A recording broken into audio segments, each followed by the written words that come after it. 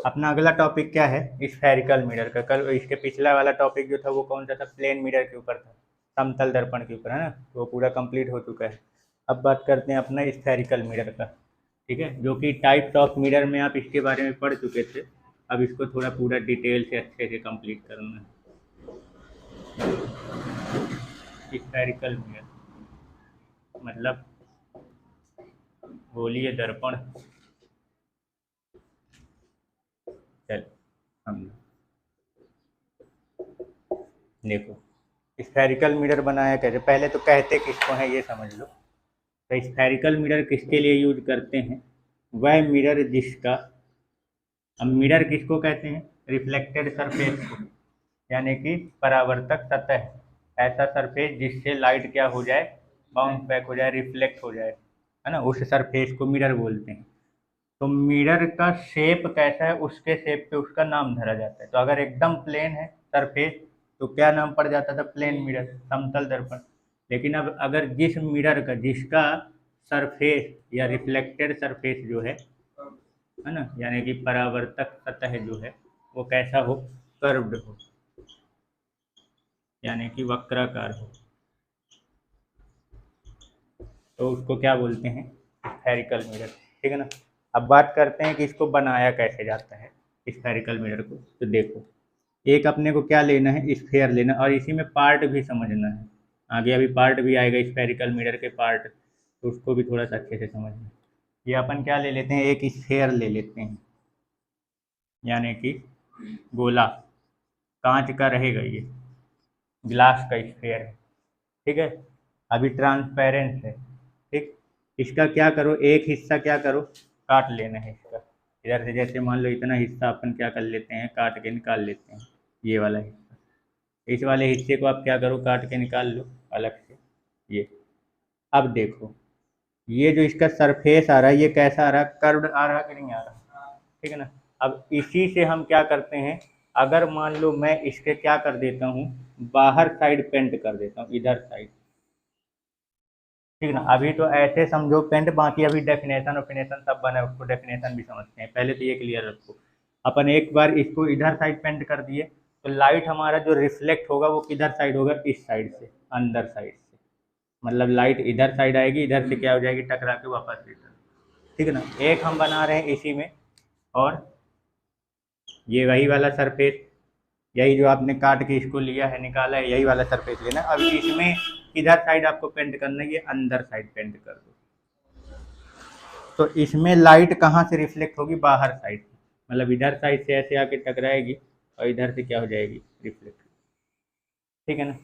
अब देखो, अभी तक जो अपन लोग समझे थे कि अंदर साइड से रिफ्लेक्ट हो जाएगी, तो जब इसका रिफ्लेक्टेड सरफेस यानी परावर्तक सतह किधर साइड हो? अंदर साइड हो, तो उसको हम लोग क्या बोलते हैं? कॉनकेव। इसको क्या बोलते हैं? कॉनकेव मिरर, यानी कि अवतल दर्पण। और अगर अपना रिफ्लेक्टेड सरफेस जो है वो किधर साइड है? बाहर साइड हो, तो उसको क्या बोलते हैं? कॉन्वेक्स, यानी कि उत्तल दर्पण। लेकिन अगर मान लो लिखने के लिए आ गया तो अपन इस तरीके से नहीं बोलेंगे कि अंदर साइड हो कि बाहर साइड हो। अब ये समझो कि इसको कैसे डिसाइड किया। देखो, ये जो आप स्फेयर का जिस स्फेयर से आप इसको काट के निकाले हो, उस स्फेयर का सेंटर देखो किधर साइड है? यहाँ है ना। ये जो स्फेयर है इसका सेंटर कहाँ है? इधर साइड है। समझना क्या बोल रहा हूँ, ठीक है ना। हम अगर बाहर साइड पेंट कर देते तो रिफ्लेक्टेड सरफेस अंदर साइड है ना। अब जरा इसका अगर अपन स्फेयर कंप्लीट करते हैं, ये जो छोटा सा हिस्सा कटा है, अगर अपन इसका स्फेयर कंप्लीट करते तो इसका सेंटर किधर साइड आएगा? अंदर साइड, इधर साइड आएगा ना। इसका सेंटर इधर साइड होगा। ऐसे इसको, इसका भी अगर अपन स्फेयर कंप्लीट करेंगे तो इसका भी सेंटर किधर साइड आएगा? इधर साइड आएगा। थोड़ा ध्यान से समझना क्या बोल रहा हूँ। अब देखो, कॉनकेव मिरर का जो रिफ्लेक्टेड सरफेस है, वो ये मिरर जिस स्फेयर का पार्ट है, जिस गोले का ये हिस्सा है, उसका रिफ्लेक्टेड सरफेस उसके सेंटर की ओर होता है। ये रियल पहचान है। समझ में आया क्या बोला? देखो, कॉनकेव मिरर जो हम ले रखे हैं, तो कॉनकेव मिरर का जो रिफ्लेक्टेड सरफेस है, तो ये अवतल दर्पण जिस गोले का हिस्सा है उसका रिफ्लेक्टेड सरफेस उसके सेंटर साइड है कॉनकेव में, ठीक है ना।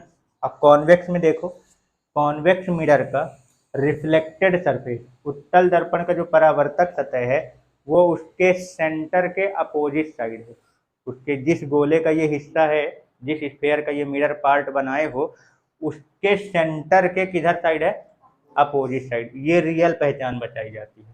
ये हम लोग अपने समझने के लिए बोल देते हैं कि जिसका रिफ्लेक्टेड सरफेस बाहर की ओर हो, उभरा हुआ हो, उसको कॉन्वेक्स बोलेंगे। जिसका रिफ्लेक्टेड सरफेस अंदर की ओर घुसा हुआ हो तो उसको क्या बोलते हैं, कॉनकेव। बाकी रियल पहचान समझ में आई कैसे बोली जाएगी, रियल डेफिनेशन क्या है। कॉनकेव मिरर का रिफ्लेक्टेड सरफेस स्फेयर की, जिस स्फेयर का ये पार्ट है उसके सेंटर की ओर होता है।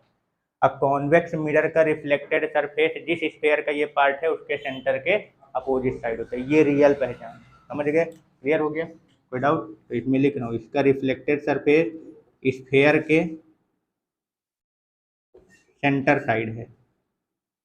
इसको शॉर्ट में लिख रहा हूँ, आप डिटेल से लिख लेना, ठीक है ना। कि कॉनकेव मिरर का रिफ्लेक्टेड सरफेस यानी जो परावर्तक सतह है वो स्फेयर, जिस स्फेयर का हिस्सा है, जिस गोले का भाग है उसके सेंटर साइड पड़ता है।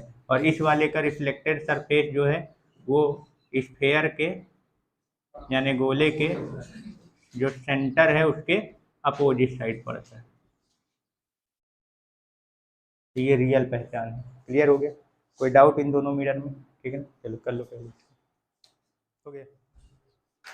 चलो अगला पॉइंट है पार्ट ऑफ स्फेरिकल मिरर, मतलब स्फेरिकल मिरर के कितने पार्ट होते हैं, उसमें क्या क्या चीज़ें होती हैं, ठीक है ना। क्योंकि अभी जो आगे का टॉपिक आप लोग पढ़ने वाले वो है मिरर इमेज फॉर्मेशन का, ठीक है ना। तो यानी इमेज फॉर्मेशन यानी कि मिरर द्वारा जो इमेज बनता है ऑब्जेक्ट का, तो उसको बनाने के पहले उसके जो मिरर के जो पार्ट होते हैं उसको समझना जरूरी है, तभी आप इमेज फॉर्मेशन अच्छे से क्या है कर पाओगे, ठीक है ना। तो अपना अगला हेडिंग क्या है, पार्ट ऑफ स्फेरिकल मिरर, गोली दर्पण के भाग, ठीक है। तो पहले तो हम यहाँ पे क्या कर लेते हैं, बना लेते हैं पहले। ये स्फेयर है, इसी के एक हिस्से से क्या किए हो, काट के इसका एक हिस्सा क्या करते हो आप, निकालते हो ये। अब मैं एक मिरर ले रहा हूँ कॉनकेव, ठीक है ना। अब उसमें जो जो पार्ट समझाऊंगा वही सारे पार्ट जो है वो कॉन्वेक्स के लिए भी रहेगा। ये मैंने एग्जाम्पल काहे का ले रखा है, कॉनकेव का, लेकिन जितने पार्ट मैं कॉनकेव में बताऊंगा अवतल में, वो सारे पार्ट कॉन्वेक्स के लिए भी रहेगा, ठीक है ना, क्लियर। चलो, तो सबसे पहला पॉइंट है क्या अपना, पोल, क्या, पोल यानी कि ध्रुव। अब ध्यान रखना पार्ट के ऊपर भी ऑब्जेक्टिव पॉइंट बनते हैं, स्टेटमेंट वगैरह ऑब्जेक्टिव वगैरह सभी बनते हैं, ठीक है। तो पोल किसको कहा जाता है, तो जो मिरर आपने बनाया है, मिरर वाला, उसका जो एकदम मिड पॉइंट है, मिरर का मिड पॉइंट, ये इसको क्या बोलते हैं, पोल बोलते हैं मिरर का। और उसको किस से रिप्रेजेंट करते हैं, पी से रिप्रेजेंट करते हैं, किससे रिप्रेजेंट करते हैं, पी से, समझ गए। तो क्या बोलेंगे, जो मिरर का क्या है, मिरर यानी दर्पण का, हाँ, जो मिड पॉइंट होता है यानी कि मध्य बिंदु जो होता है, उसी को क्या कहते हैं, मिरर का पोल कहते हैं, क्लियर, ठीक है। और इसको किससे रिप्रेजेंट करते हैं, पी से रिप्रेजेंट करते हैं। दूसरा पॉइंट है सेंटर ऑफ कर्वेचर, क्या है, सेंटर ऑफ कर्वेचर, ये अपना पोल हो गया, ठीक है ना। ये मिरर है, इसका मिड पॉइंट क्या कहलाता है, पोल, उसको किससे रिप्रेजेंट करते हैं, पी से। अगला है सेंटर ऑफ कर्वेचर,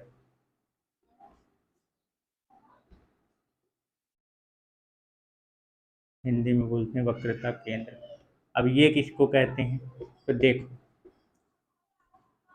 मिरर जिस स्फेयर से काट के आप बनाए हो, मिरर को जिस स्फेयर से काट के इसको बनाए, कहने का मतलब ये जिस स्फेयर यानी जिस गोले का ये हिस्सा है उसका जो सेंटर होता है वही मिरर का क्या कहलाता है, सेंटर ऑफ कर्वेचर। यानी अगर अपन इसका सेंटर देखें, इसका अगर स्फेयर कंप्लीट करते हैं, इमेजिन करो इसका स्फेयर कंप्लीट करेंगे तो ये ऐसे जाके कंप्लीट होगा, तो यहाँ कहीं इसका सेंटर आएगा, समझ गए। तो यानी कि मिरर जिस स्फेयर का पार्ट है, सुनना अच्छे से क्या बोलूँ, मिरर जिस स्फेयर का पार्ट है उस स्फेयर के सेंटर को मिरर का सेंटर ऑफ कर्वेचर कहते हैं। क्लियर? इसको किससे रिप्रेजेंट करते हैं? सी से रिप्रेजेंट करते हैं। कोई डाउट? क्लियर हो गया? लिखूं? मिरर जिस स्फेयर का पार्ट है उसी के सेंटर, यानी स्फेयर के सेंटर, अब मैं पूरा ना लिखूंगा, मैं बोल रहा हूँ, बाकी सुन लो। मिरर जिस स्फेयर का पार्ट होता है उसी के सेंटर को मिरर का सेंटर ऑफ कर्वेचर कहते हैं, और इसको किससे रिप्रेजेंट करते हैं? सी से रिप्रेजेंट करते हैं। हाँ, क्या हिंदी से कैसे लिखो? The centre of sphere is called centre of curvature of mirror. इतना खतरनाक इंग्लिश हमसे ना बुलवाओ यार। चलो, अगला पॉइंट क्या है? रुक जाए, इसको देख लो फिर उसके बाद करना।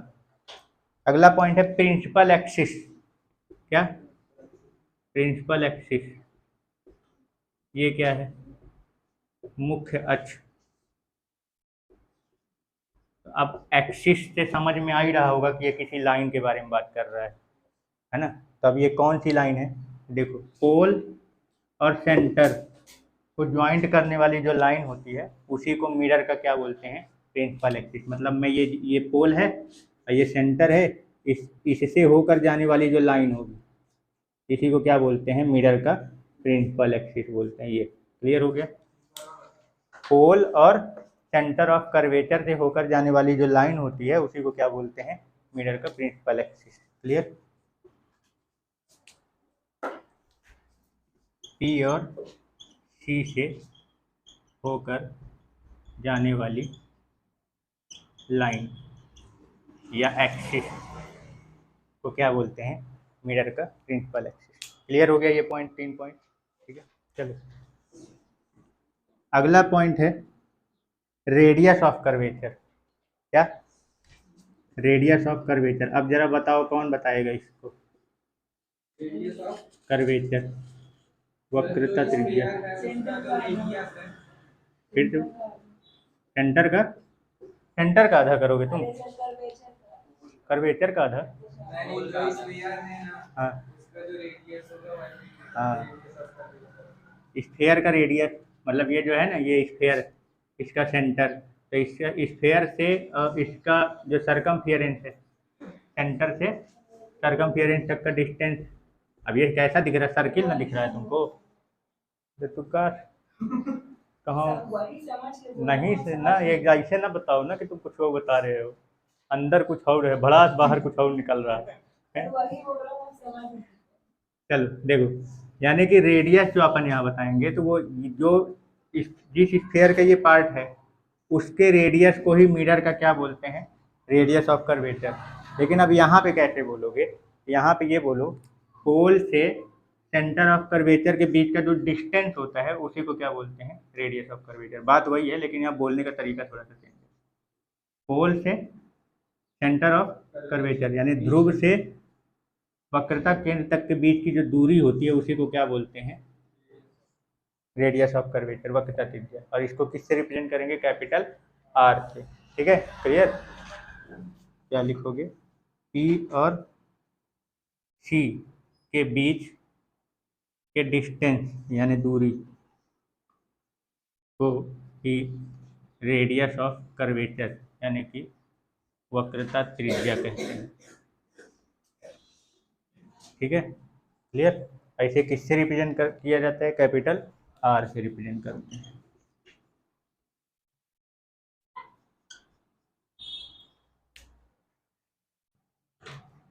क्लियर हो गया? कोई कंफ्यूजन यहाँ पे? ठीक है, चलो अब हम कहाँ जाने कितना दूरी पर है, वो तो क्वेश्चन जब होगा, क्वेश्चन बनेगा तब ना आएगा। खाली इतना ध्यान। बंद है, रह देना। ये पोल से लेकर सेंटर तक के बीच का जो डिस्टेंस है उसी को क्या बोलते हैं?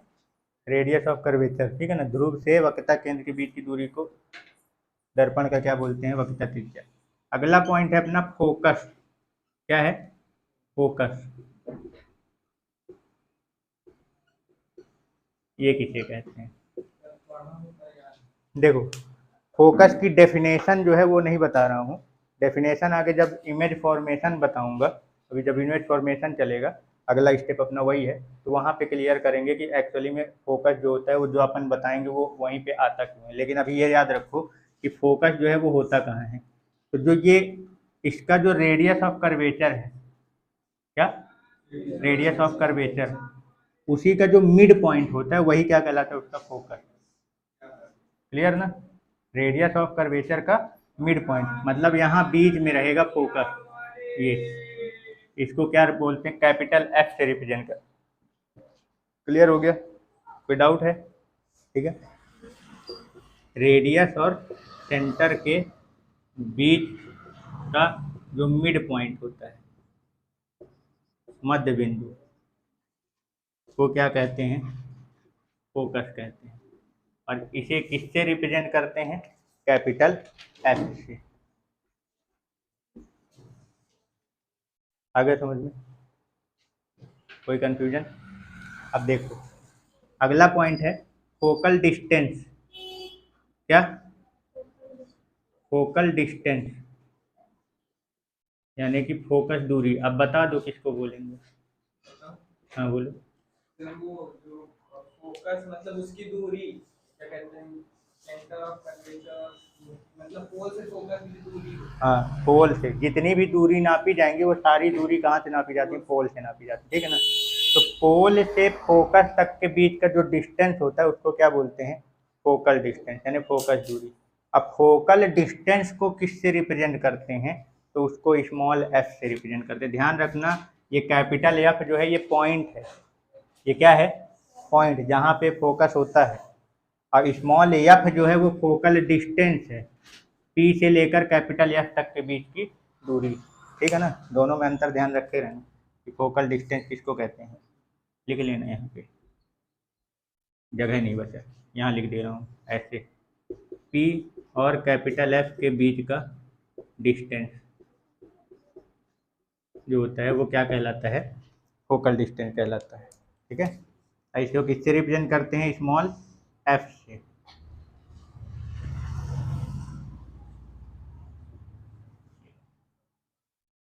कोई कंफ्यूजन? अब अच्छा अगर मान लो तुमसे रेडियस ऑफ कर्वेचर और फोकल डिस्टेंस में रिलेशन पूछ ले तो क्या निकलेगा बताओ। रेडियस ऑफ कर्वेचर और फोकल डिस्टेंस में रिलेशन पूछा जाए तो क्या रिलेशन निकलेगा? सर फोकल डिस्टेंस का आधा की दूर आधी, फोकल डिस्टेंस का, फोकस का फोकस का आधा।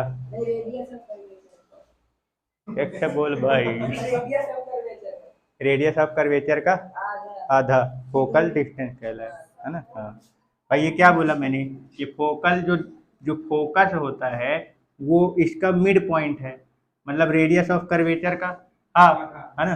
तो अपन इसको क्या बोलेंगे, यहाँ पे ये रिलेशन बना लेना कि जो फोकल डिस्टेंस है वो रेडियस ऑफ कर्वेचर का क्या होता है, हाफ। ये F is equal to R upon two. और या फिर इसी को अगर आर निकालना हो तो ये टू को इधर भेज दो, मतलब इसको ऐसे भी बोल सकते हैं ना कि रेडियस ऑफ कर्वेचर जो है वो फोकल डिस्टेंस का क्या होता है, डबल। क्लियर ना? ठीक है ना? वाकई में तो बहुत शुभ आदमी है तो। चलो, फोकस तो समझ गए क्या है।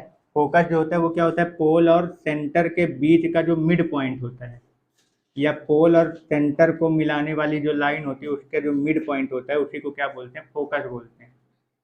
ठीक है ना? तो जब ये फोकस जो, अब फोकल डिस्टेंस क्या कहलाता है, फोकस दूरी किसको बोलते हैं, पोल और फोकस के बीच की जो दूरी होती है।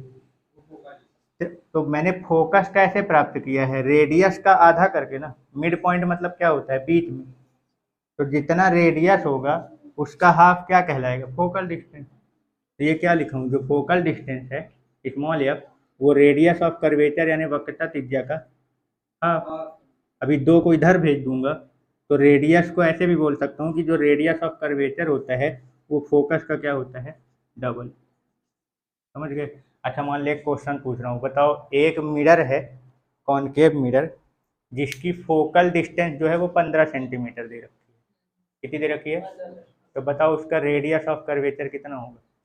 फोकल डिस्टेंस कितनी होता है, फोकल डिस्टेंस 15 सेंटीमीटर है तो रेडियस कितना होगा, रेडियस ऑफ कर्वेचर कितना होगा, 20 30 डबल ना, 15 का डबल।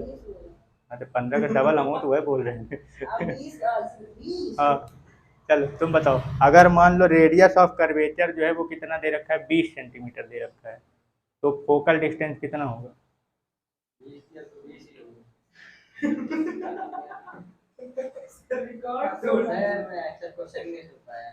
क्वेश्चन नहीं सुन पाए तो आंसर कैसे दे दी ने?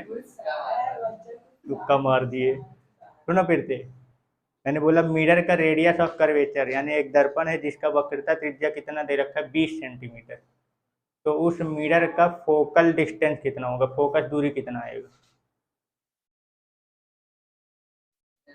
एक तो पथरा दे मूड पटकाए का।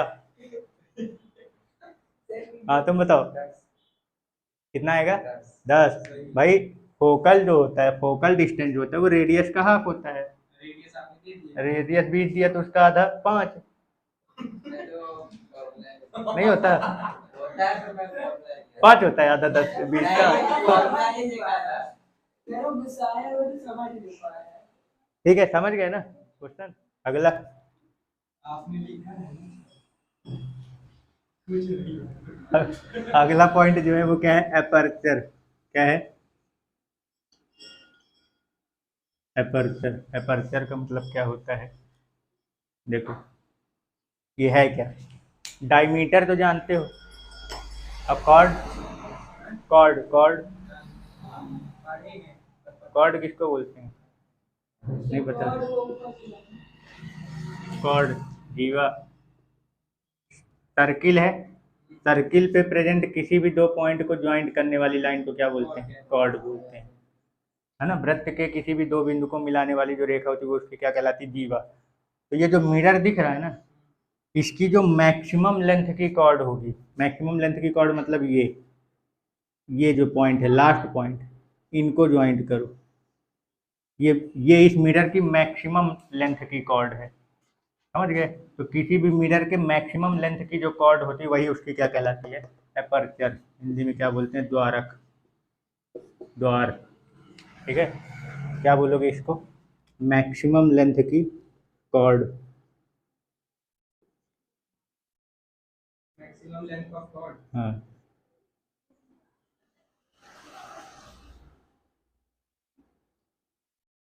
ठीक है ना, मतलब कि अधिकतम लंबाई की जीवा मिरर की जो होती है उसी को क्या बोलते हैं? उसका द्वारक, यानी कि एपर्चर। तो पार्ट ऑफ मिरर समझ में आया? कोई कंफ्यूजन? ये जितने पार्ट पढ़े हो ये सारे पार्ट आप कॉन्वेक्स मिरर के लिए भी बोल सकते हो, बोल क्या सकते हो, बोलते ही हैं, मतलब है ही वही चीज़। ठीक है ना, तो जितने पार्ट इसके पढ़े हो वही सारे के सारे पार्ट क्या हैं? कॉन्वेक्स में भी है। ठीक है।